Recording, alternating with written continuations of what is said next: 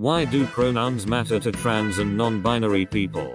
Probably an insensitive question. Hence this sub. Why should they care? Aren't pronouns specifically for other people to use when talking about them in the third person? If I asked people to use they them about me, I'd never be around to hear it anyway. All I'd be doing is complicating their conversation by categorizing myself rather than letting them categorize me based on their impression understanding, as we do with literally everything else. There are so many situations where you can be referred to in the third person and simultaneously be aware of it, including but not limited to a normal, face-to-face conversation with multiple people and being written about. I have a trans sister, and if it is an honest mistake, she doesn't mind. She still gets it wrong herself sometimes.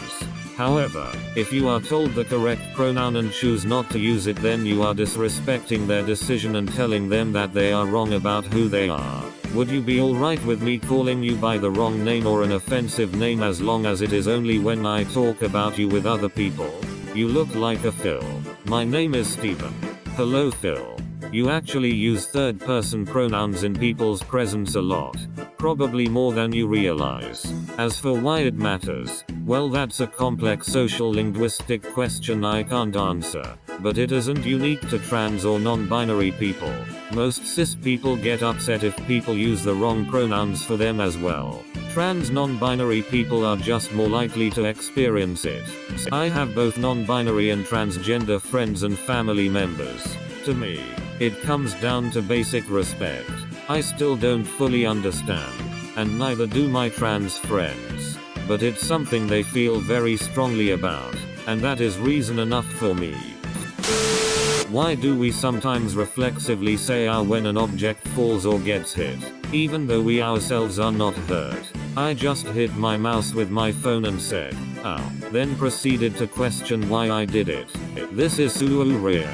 I do this on a frequent basis. I feel that it is the perception that the thing may have broken, or it is as if we are picturing what it would be like to be in the position of the dropped or hit item. It may be an empathetic expression for the item or object, but who knows? Good question. But then again, someone may ask instinctively, why not? Smiling face, grinning face with clenched teeth. My guess, mental preparation in case you broke whatever inanimate object got bonked. Why no? Cause it's your wallet that could be the thing hurting. Maybe social conditioning. Maybe as children we get hurt and we call for our mums or dads. And this call for help is still functioning because it's been very useful.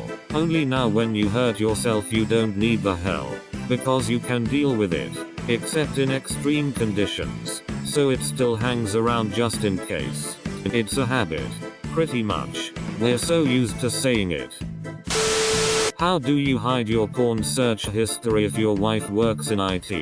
Your wife knows you watch porn, and she shouldn't go through your search history. Source: I'm a wife who works in IT. I replace device after every use. In it or in IT? A better question is, why does your wife search through your computer? It's a battle of wits and it sounds like you're sitting on peanuts. How? If the God of the Bible sends people to HL for punishment, doesn't that mean that Satan and God are working on the same team? Like a judge and prison warden. Satan doesn't send people to hell. That isn't in the Bible anywhere, and no church teaches that.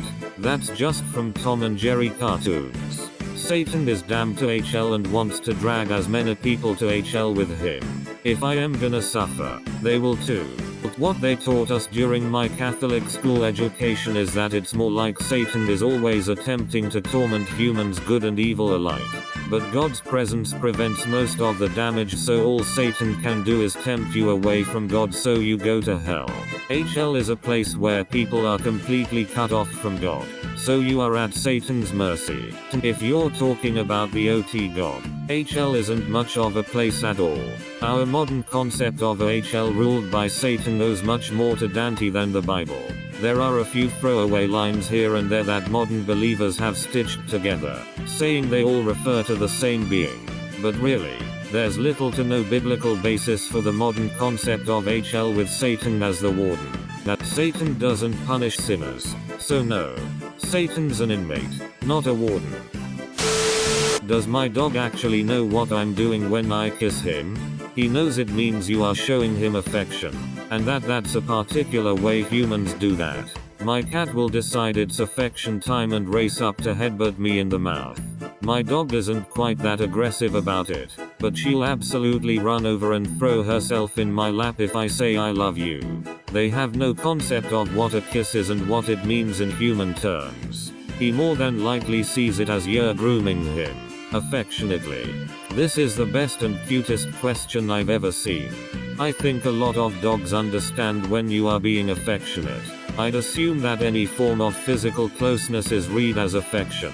Then again, my dog doesn't understand his own reflection, so IDK if he really understands anything. My Min Pin Chihuahua mix will get up on my chest and press her head or neck to my face, but depending on tired or hyper she wants a kiss or me to start acting like I'm biting her neck. Does fire have a weight? Water has weight. Liquid even has its own measuring unit. Air gases have weight. Some are lighter and some are heavier. Dirt has weight. The only element left is fire. Does it have a weight? Number.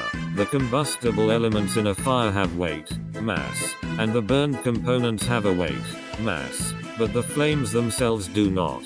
Fire is a visible chemical reaction, so isn't really comparable to the other elements. The products of combustion have mass, including the particulate matter in smoke, which is just the waste products of the material which is being burned. The flame is gas which is so hot that it emits light, and the molecules which make up those gases do also have mass. Fire is a process, not an object.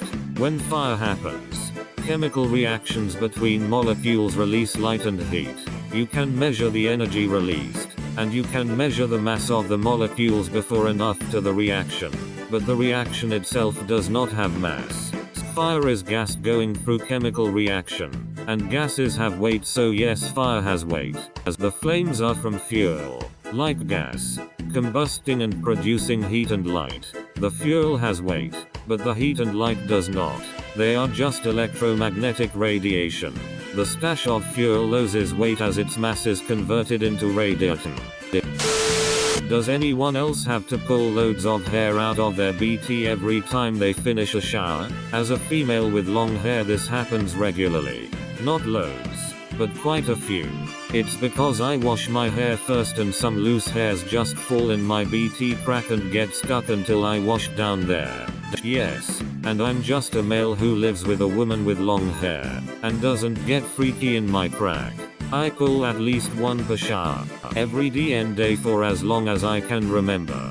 I've found it's really bad if my hair was pulled back for a few days in a row, but a really good brushing before getting in the shower helps a lot.